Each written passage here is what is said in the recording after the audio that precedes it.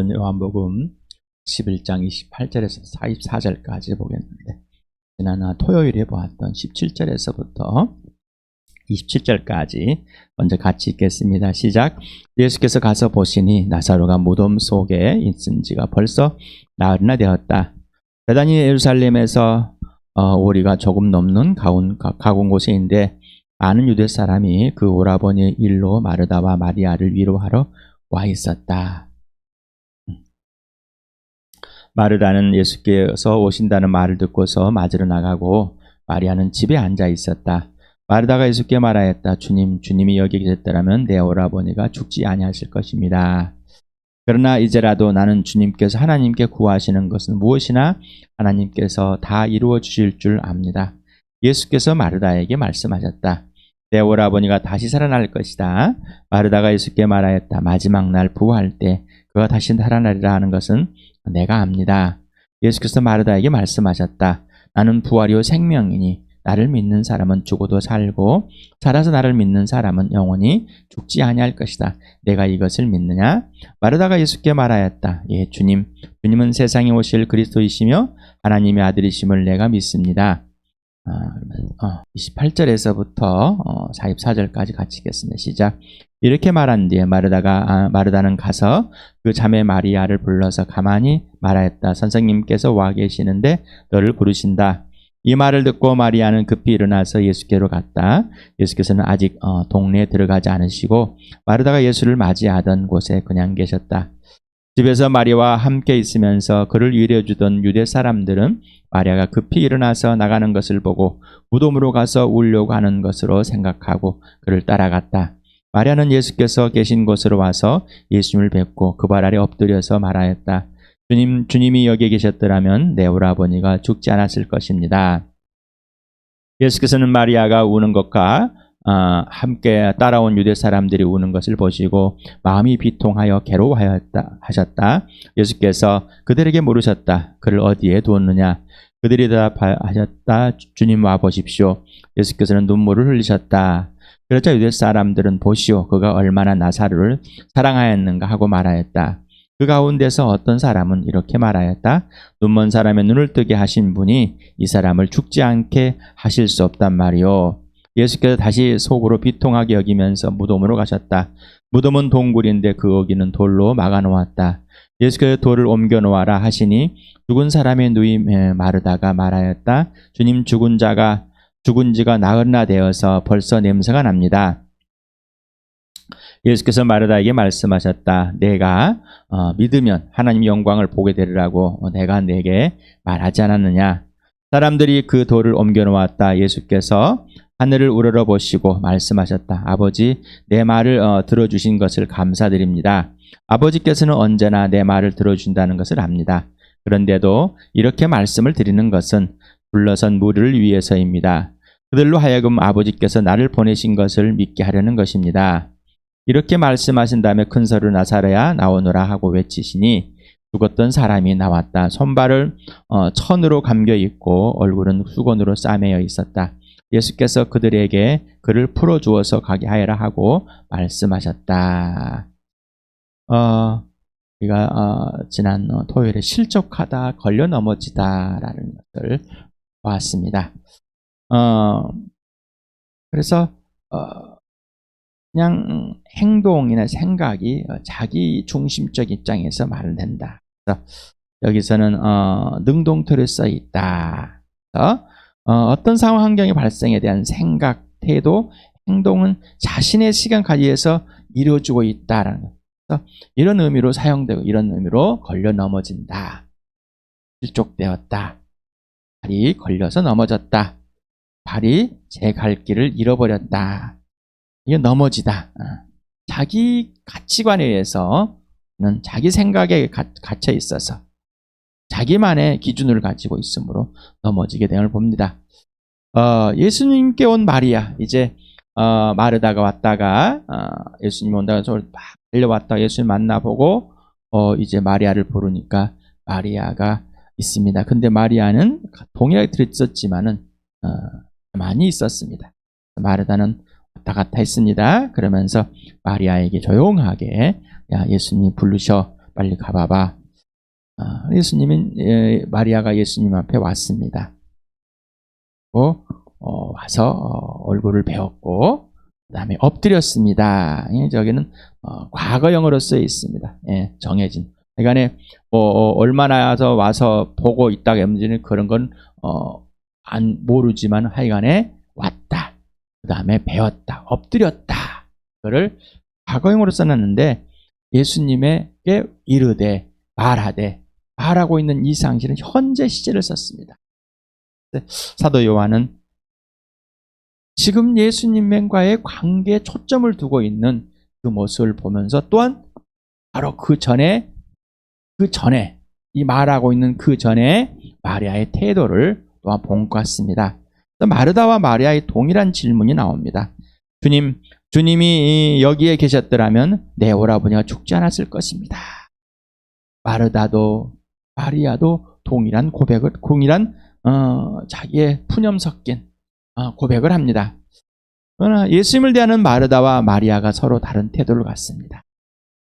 그냥 마르다는 와가지고 왜 여기 없었으면 좋았을 때, 내 하루 안 죽었을 때 하는 그런 마음. 그런데 마리아는 엎드렸다. 예수님 발 앞에 엎드려 버렸습니다. 여기 헬라어로 피프토라는 이 단어를 사용했답니다. 이거는 떨어지다, 넘어지다, 자빠지다, 망하다, 멸망하다, 박살이 나다, 사라지다, 없어지다, 실패하다, 약하다, 무능해지다, 이런 내용을 담은 단어입니다. 그런데 여기에 또한 엎드러지다. 예수님 앞에 저는 아무것도 아닙니다. 라고 하는 건 무릎을 꿇었습니다. 왜 예수님 앞에 무릎을 꿇고 왜 주님이 여기 계셨더라면 내 오라버니 죽지 않을 텐데 하고 또 꽤나 말은 했는데 질문을 합니다. 당신 자신이나 밀접한 관계가 있는 사람에게 세상의 기준으로 좋지 않는 상황과 환경이 발생하실 때 예수께 대한 자신의 마음의 태도는 여전히 존경하고 사랑하며 값비싼 생명을 주신 하나님의 아들로 대하며 당신을 표현하는가? 아니면 당신의 감정대로 대하며 표현하는가? 질문을 던졌습니다. 어떠십니까? 잘 모르겠는데요. 전혀 예수님과 상관없는 삶. 저는 잘하는데요. 예수님과 살가는 삶. 저는 예수님이 하나님의 아들로 보여주시고 나를 사랑함으로 나를 존귀하게 대해줌으로 창조주를 알려주셔서 사랑하고 존귀하고 신뢰하고 순종하며 예수님이 전부 되는 예수님이십니다. 하나님의 아들이심, 창조주심, 내 주인님이시다 라고 고백하는 사람. 상한 감정, 슬픔, 아픔, 이해할 수 있는 현실 등을 예수님께 표현할 때 예수님과의 절대적 생명과 사랑과 부활의 관계와 질서를 깨면 안 됩니다. 마르다 마리아가 예수님께 같은 언어를 말했지만 마르다 마리아의 내면은 서로 다른 것입니다. 예수님께 존중하는 겁니다. 마르다는 그냥 마리아는 예수님을 존경합니다. 그렇지만 아픕니다. 하지만 서운합니다. 예수님이 여기 계셨더라면 하는 그런 마음을 솔직하게 표현합니다. 우리는 시편을 볼 때 다윗이 제일 많은 시를 기록해 놓았습니다. 하나님께 억울함을 표현하고 또 자기의 상한 마음을 이해할 수 없는 것, 원수들의 위협을 받는 것들, 이 모든 것이 있었을 때 나의 주 나의 하나님을 잊어버리지 않고 오해하지 않고 그냥 나의 주 나의 하나님을 하나님으로 항상 대하는 겁니다. 우리는 상한 감정이 있을 때는 다른 사람이 또는 내 스스로가 상한 감정이 있을 때는 등을 져버립니다. 돌아서 버립니다. 다른 사람이 나에게 상한 감정을 제공을 해주는 그런 역할을 했을 때 그 사람과 등지는 사버린 왼수가 돼버린 겁니다. 세상에서 자기가 원하는 대로 자기 감정대로 자기가 화난 대로 자기를 불편하게 했다고 그냥 막 표현해버리고 원수 대 원수 나의 하나님을 인정하지 않고 등을 돌려버립니다. 그러나 마리아는 그러지 않았습니다. 여러분은 어떠냐고 좀 말해요. 여러분하고 질문한 겁니다. 여러분은 어떻습니까? 마리아와 함께 유대인들의 울음소리가 있습니다. 예수님의 눈물이 있습니다. 이 눈물이 다 다릅니다. 클라요라는 이 단어, 헬라어 단어가 쓰여져 있는데 누구에게? 마리아와 함께 온 유대인들에게 쓰여 있습니다. 이 사람 슬퍼하다, 애곡하다, 울다, 통곡하다. 여기는 신약에 40평 사용했습니다. 이들이 통곡하고 울고 있는 것은 죽음의 공포에 대한, 그 죽음의 두려움에 대한, 죽음의 서운함에 대한 울음이, 육신의 죽음에 대한 그 울음, 통곡. 근데 다크리오라는 예수님께 쓰였는 눈물을 슬퍼하다, 그래 똑같아 우는데 다릅니다. 예수님께만 한 번 사용됐습니다. 이번 신약에 이래만 나옵니다. 여기에서만. 육신의 죽음에 대한 공포 때문에 통곡하고 있는 마리아와 위로하러 온 유대인들을 보고 이 죄인의 모습에 대한 마음이 찢어진 아픔으로 슬퍼하신, 눈물을 흘린 겁니다. 이들이 죄로 죽은 것인데, 그리고 이 육신의 죽음은 한 번 정해진, 진짜는 생명의 부활, 영원한 부활, 그리고 진짜는 죄로 죽었다는, 영혼이 영적으로 죽어있다는 이 사실이 중요한데 이거는 알지 못하고, 그리고 다시 부활할, 다시 살아날, 그리고 또 이 사람들이 하나님의 영광이 드러날 것을 보지 못하는 여기에 대한 슬픔, 주님의 찢어짐 있습니다. 저는 여기 이 대목을 읽으면서 항상 제가 31살에 저희 아버님께서 76세에 돌아가셨습니다. 저는 이제 막내라서 아버지하고 사는 11년 차.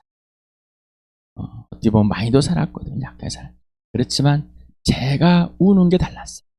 그때는 제가 예수를 믿지 않았습니다. 그래서 저희 아버지께서 돌아가셨을 때 부해와 아버지에 대한 잘못과 아버지를 더 잘해드려야 되는 잘못된 죄책감, 너무 서운함, 이런 것에 대한 억울함, 여기에 짬뽕이 돼 통곡이 됐어. 죽음에 대한 공포가 통곡. 그런데 저희 어머님이 15년으로부터 15년 후에 2008년에 10월에 조천을. 저희 어머님은 교회당 권사였지만 권사님이셨잖아요. 예수를 안 믿었어요.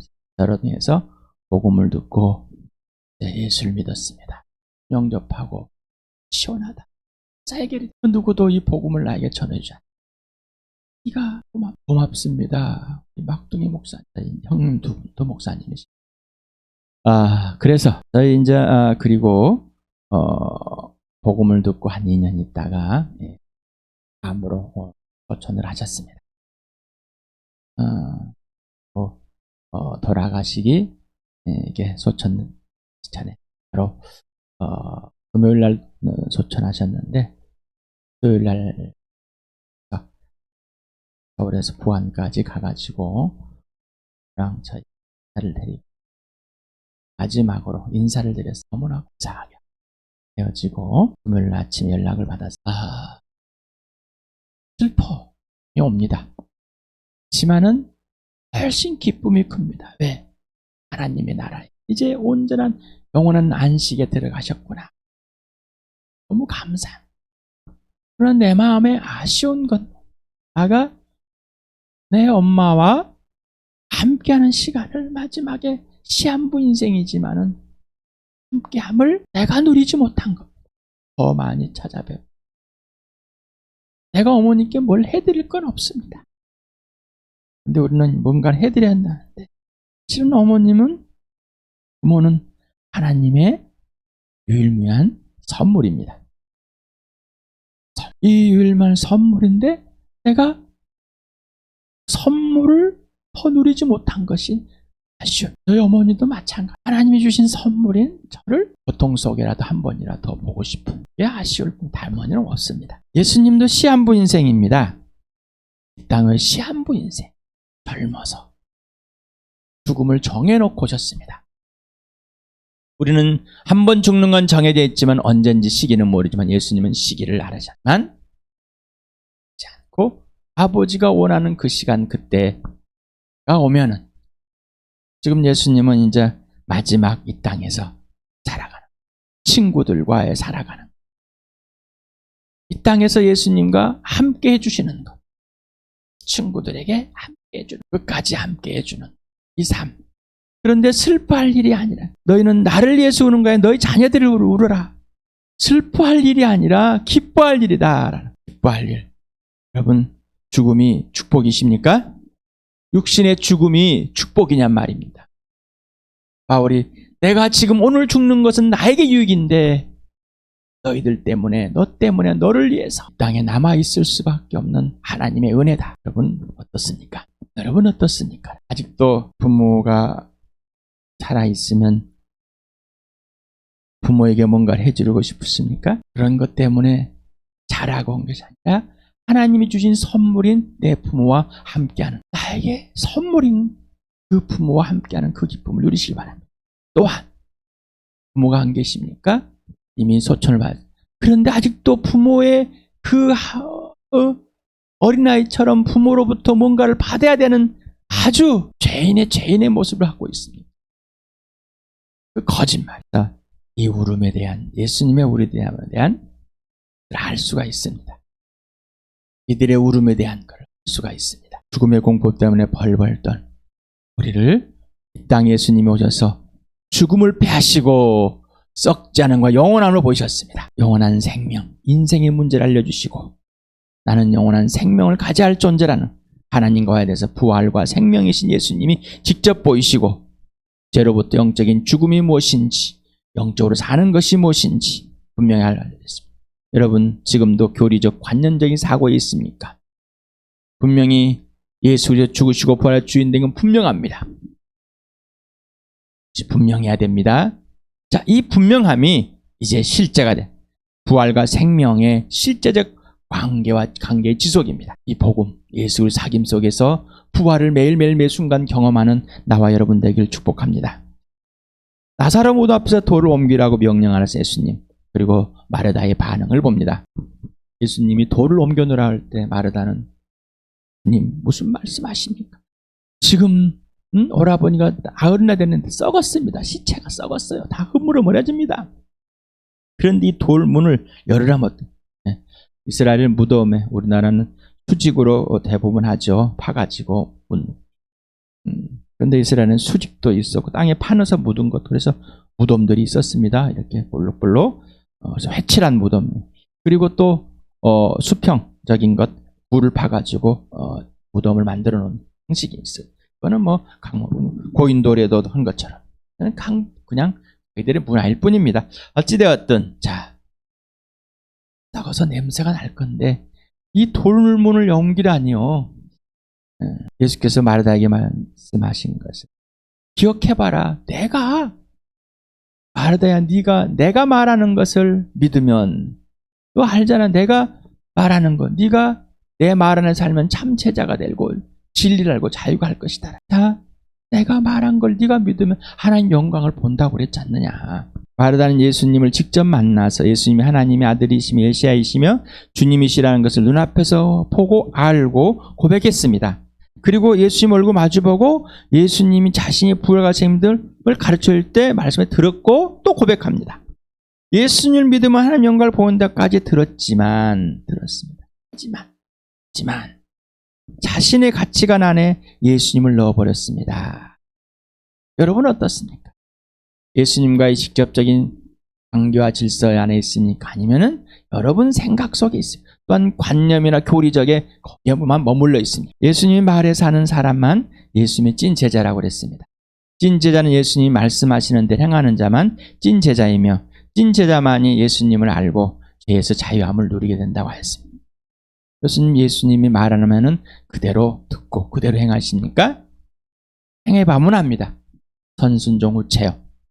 예수님을 사랑하고 존중하고 경외하는 자는 자신을 부인할 수밖에 없습니다. 왜? 너는 너를 부인하고 네 십자가를 지고 나를 따라오라. 도대체 무거운 짐 같은데 예수님의 십자가 무거운 짐이 아니라 무거운 짐이 아니라 예수와 함께 죽고 예수와 함께 살아난 영원한 생명, 내 모든 가치관이 십자가에 죽고 내 정욕과 욕심이 죽어버린 것. 항상 예수와 죽음을 가지고 살아가는 예수 안에, 그리고 예수님이 내 안에서 행하시는 것. 이게 진짜 제자인 겁니다.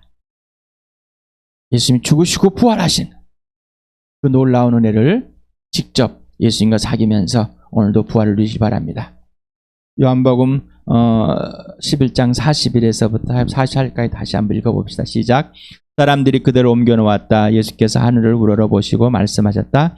아버지, 내 말을 들어주신 것을 감사드립니다. 아버지께서는 언제나 내 말을 들어준다는 것을 압니다. 그런데도 이렇게 말씀을 드리는 것은 둘러선 무리를 위해서입니다. 그들로 하여금 아버지께서 나를 보내신 것을 믿게 하려는 것입니다.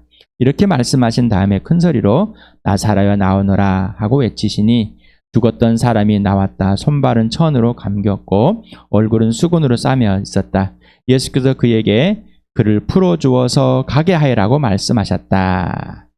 예수님은 우리는 지금 죽은 나사로가 살아난 거에 초점이 있어요. 근데 예수님은 죽은 나사로를 살리신 이유는 하나님 아버지 영광이고 또 아버지는 아들을 영광되게 하는 것, 여기에 초점을 갖고 있습니다. 그래서 아버지께서 아들을 보내셨다. 하나님의 아들임을 믿게 하는, 그냥 나사로가 죽었다 살아난 것은 도구일 뿐이다. 바로 너희가 진짜 알 것은 부활이요 생명이신 창조주 하나님 되신 하나님 아들 되신 이 예수를 믿는 것. 하나님의 아들됨을, 이거밖에 없다라는 겁니다. 자, 여러분은 어떻습니까? 여러분의 관심은 나사로가 무덤에 살아난 것 같이 여러분에게 어떤 문제가 있고 어떤 문제 해결되는 것, 어떤 것에 가 있습니까? 봄꽃이 피고 벚꽃이 피고 진달래 개나리가 피고 목련이 피고 막 봄꽃들이 많이 피고 거기에 관심이 있습니까? 아니면은 하나님의 영광을 드러내는 하나님을 보시는 것. 창조주 하나님, 나의 창조자 하나님. 하나님께서 이 선물을 주시는 것에 나의 창조주 하나님을 기억하고 하나님의 영광이 되는 삶, 영광을 보고 있습니까? 그래서 하나님 아버지 영광과 그 아들 예수 우리들 영광되게 하는 것에만 관심이 있습니까? 예수님이 항상 아버지 안에 있고 아버지가 예수님 안에 있는 사랑의 관계와 질서만 전부였습니다. 여러분 어떻습니까? 당신은 예수님의 부활과 죽으심을 통해 예수님을 주인으로 모시고 예수님을 사랑하고 신뢰하며 순종하는 삶을 살고 있습니까? 그리고 오직 하나님 아버지와 아들 예수 그리스도 영광만이 전부입니까? 아니면 어떤 것들에 이를 이비하고 있습니까? 그 이유와 원인과 근거를 꼭 이유를 찾아보시기 바랍니다. 당신은 당신의 가치관에 예수님을 넣고 이해하고 있습니까? 아니면 예수님 안에 당신 자신의 모습 그대로 들어가 있고 예수님 당신 안에서 이루시는 대로 따라서 살아주시는 삶 그대로 삶이십니까? 진짜 위로와 진짜 슬픔이 뭔지 구분해야 됩니다. 나에게 진짜 아픔이 뭐고 진짜 슬픔이 뭔지를 오직 예수님만 기준이 되고 그 원인과 근거, 이유가 돼야 됩니다. 우리는 뒤죽박죽된 슬픔이 뒤죽박죽된 감정 속에 있습니다. 거짓된. 그래서 예수님은 이 땅에서 우리의 그 거짓된 것들을 다 경험했습니다. 또한 죄로 인해서 그 아픔들 또한 다 경험하여서 몸소 직접 체휼하여서 그렇기 때문에 우리를 위로해 주십니다. 하지만 진짜 위로는 예수 그리스도 죽으심과 부활 안에만 있는 겁니다. 예수의 죽으심과 부활 안에. 오늘 마르다와 같이 예수님을 알고 있지만은 마르다와 같이 그냥 지나가 버리는 그냥 그런 것, 자기 생각이 같이. 또한 마리아와 같이 이해될 수 없는 상황이지만은 예수님 여전히 존중하고 있는 것. 12장에 나타나 예수님을 끝까지 존중하고 경외하고 사랑하고 이해할 수 없지만은 그러나 이 속내를 다 털어놓는 그 모습, 내 내면에 있는 것들이 거짓된 잘못된 것까지도 예수님. 그렇다고 이것이 예수님을 사랑하는데 예수님께 순종하는데